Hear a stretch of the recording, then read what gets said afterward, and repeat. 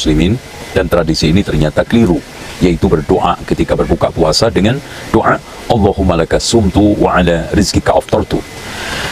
Hadis ini telah didhaifkan oleh para ulama, ditegaskan oleh Imam As-Suyuti, Imam Ibnu Hajar, dan juga Sadruddin Al-Munawi merupakan suatu hadis yang mursal. Begitu juga Imam Al-Dhahabi. Dan dikatakan oleh Imam Ibnu Al-Qayyim sebagai suatu hadis la yasbut, tidak tetap. Dengan demikian Syekh Muhammad Ibnu Shalih Al-Utsaimin mendhaifkan hadis tersebut. Begitu juga Syekh Nasruddin Al-Albani. Dengan demikian kita harus tinggalkan doa ini, dan Rasulullah sudah menggantikan dengan doa yang tidak tetap. Dengan demikian Syekh Muhammad Ibnu Shalih Al-Utsaimin mendhaifkan hadis tersebut. Begitu juga Syekh Nasruddin Al-Albani. Dengan demikian kita harus tinggalkan doa ini, dan tidak tetap. Dengan demikian Syekh Muhammad Ibnu Shalih Al-Utsaimin mendhaifkan hadis tersebut. Begitu juga Syekh Nasruddin Al-Albani. Dengan demikian kita harus tinggalkan doa ini, dan memberi uang kepada orang yang suka minta-minta jangan diberikan. Semua kita nggak tahu dia sholat apa tidak. Kadang-kadang dia memang kerjaannya minta-minta. Orang yang meminta-minta datang kepada kita di permukaan bumi ini, kita beri, bukan kita curigai. Hati-hati. Nah, kalau kita kasih di rumah kita, nanti dipanggil teman-temannya, datang ke rumah kita. Belum tentu juga mereka adalah orang yang baik. Kita sudah mulai dididik oleh manusia sekarang untuk mencurigai orang yang datang meminta-minta, sementara Allah menyuruh kita memberi. Banyak teman-teman kita yang susah, kita datangi ke rumahnya, berikan. Manfaat, berlipat ganda ganjarannya daripada orang-orang di pinggir jalan yang nggak sholat, yang nggak puasa diberikan. Sepertinya antum belum pernah memberi peminta-minta di jalan itu 50.000. Pernah belum? Ya paling 10.000. Jangan diberikan. Kita beri.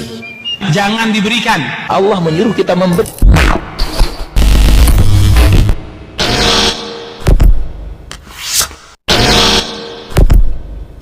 Assalamualaikum warahmatullahi wabarakatuh.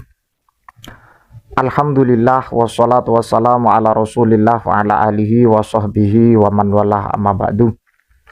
Sahabat yang dimuliakan Allah subhanahu wa ta'ala, tak panjang lebar saya akan bongkar atas pernyataan Ustadz Zainal Abidin LC yang telah terang-terangan memanipulasi pendapat para ulama yang menjadi sandaran Ustadz Zainal Abidin.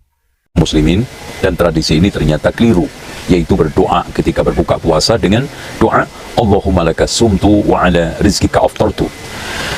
Hadis ini telah didhaifkan oleh para ulama, ditegaskan oleh Imam As-Suyuti, Imam Ibnu Hajar, dan juga Sadruddin Al-Munawi merupakan suatu hadis yang mursal.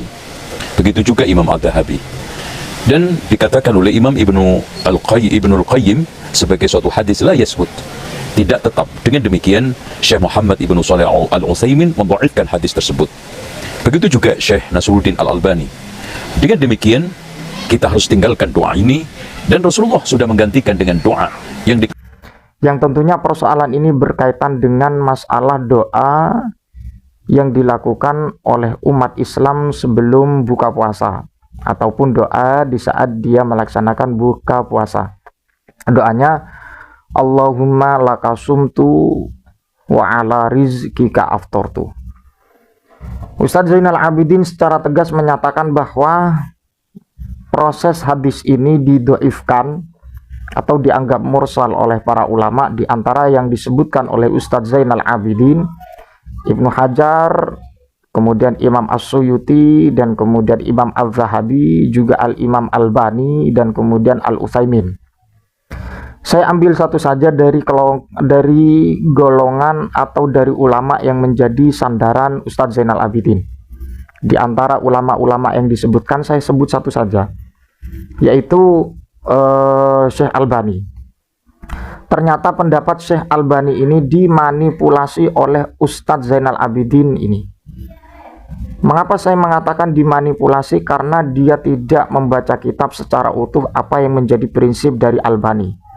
Entah dia minim referensi, atau kekacauan pola pikirnya, atau memang fikirnya itu berpikir pendek. Jadi seringkali ini yang dilakukan oleh Ustadz Salafi, khususnya Ustadz Zainal Abidin LC. Ini secara terang-terangan dan secara jelas dia mengatakan bahwa Allahumma lakasumtu ila akhiri ini ini harus ditinggalkan. Tidak tetap. Dengan demikian, Syekh Muhammad Ibn Shalih Al-Utsaimin mendhaifkan hadis tersebut. Begitu juga Syekh Nasruddin Al-Albani. Dengan demikian, kita harus tinggalkan doa ini. Dan kemudian saya cek, ketika dia mengatakan bahwa hadis ini dianggap mursal ataupun doif oleh Imam Albani, ternyata ada hal yang perlu saya ungkapkan. Mengapa dia telah memanipulasi atau memotong, ataupun dia tidak tahu cara pandang dari Albani itu bagaimana. Jadi seperti itu. Coba Anda cek dalam kitab Taraju'atul Albani. Dalam kitab Taraju'atul Albani, ini kitab kontemporer ya.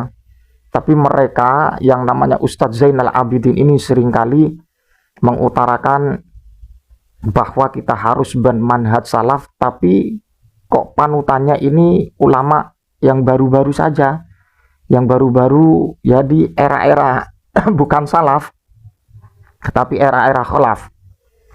Dalam kitab Taraju'atul Albani, muasir, kitab kontemporer, bisa diperhatikan, ini jelas Ustadz Zainal Abidin ini pola pikirnya sangat sempit sekali dan kemudian memanipulasi apa yang menjadi prinsip para ulama. Bismillahirrahmanirrahim, redaksinya sebagaimana berikut. Dalam Safhah 93, Kana idza aftara qala. Baginda Nabi Muhammad sallallahu alaihi wasallam jika berbuka puasa, beliau berdoa atau berkata, Allahumma laka sumtu ila akhirih. Rawahu an Mu'ad bin Zuhrah, yang memang menjadi persoalan ini perawinya adalah Mu'ad bin Zuhrah. Kemudian ada kelanjutan apa yang tertera dalam kitab Taraju'atul Albani. Lahu syawahid yaqwa biha. Lahu syawahid yaqwa biha. Ini dalam Takhrijul Mishkat ya. Takhrijul Mishkah. Lahu syawahid yaqwa biha. Jadi Imam Albani mengutip dari Al-Mishkah bahwa hadis Allahumma laka sumtu ini dianggap mursal, dianggap doif, tapi Imam Albani menyatakan secara tegas, sekalipun ini mursal, sekalipun ini doif, tapi lahu syawahid yaqwa biha, bahwa hadis ini mempunyai syawahid atau mempunyai pendukung atau mempunyai pendorong bahwa hadis ini kuat dengan syawahid tersebut. Kita tahu dalam persoalan mustalahul hadis ya, ada persoalan dalam mustalahul hadis, ada hasan li ghairihi, ada sahih li ghairihi. Ini derajatnya memang beda. Jadi level daripada hadis doif ketika ada syawahid, maka bukan lagi doif yang tidak bisa diamalkan sebagai hujah dalam persoalan hukum. Tapi saya tidak ingin membahas hadis doif yang memang untuk lifadhoilil amal. Tapi saya ingin membahas ketika proses hadis itu ada syawahid, ada pendukung, dengan pendukung itu hadis itu menjadi kuat, maka bisa diamalkan. Makanya para ulama pakar istilah hadis atau pakar hadis juga memberikan kerangka atau memberikan kajian ilmu dalam mustalahul hadis atau dalam istilah-istilah hadis. Ada sahih li ghairihi, ada hasan li ghairihi, ada sahih li dzatihi, ada hasan li dzatihi. Jadi seperti itu. Kalau orang belajar persoalan ulumul hadis atau mustalahul hadis, maka dia akan tahu ketika hadis ditopang atau ada pendorong atau ada pendukung, dan pendukung itu menjadi kekuatan dari hadis yang didukung, sebagaimana yang disampaikan oleh Albani. Jadi seperti itu. Kalau ini dikatakan harus ditinggalkan, maka apa yang disampaikan oleh Ustadz Zainal Abidin ini, yang katanya Pak Doktor, maka pendapat ini sangat tidak sesuai dengan apa yang disampaikan Imam Albani.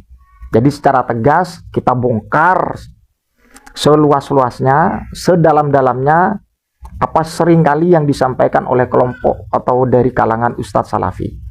Khususnya yang disampaikan Ustadz Zainal Abidin ini jelas-jelas memanipulasi isi kitab, memotong persoalan kitab yang disampaikan Imam Albani. Ya wallahu alam dia tahu ataupun tidak, tapi dengan beberapa reaction yang disampaikan atau apa yang diutarakan oleh Ustadz Zainal Abidin LC ini menyuruh bahwa Allahumma lakasumtu ini harus ditinggalkan. Ini ditinggalkan di mana ini, Pak?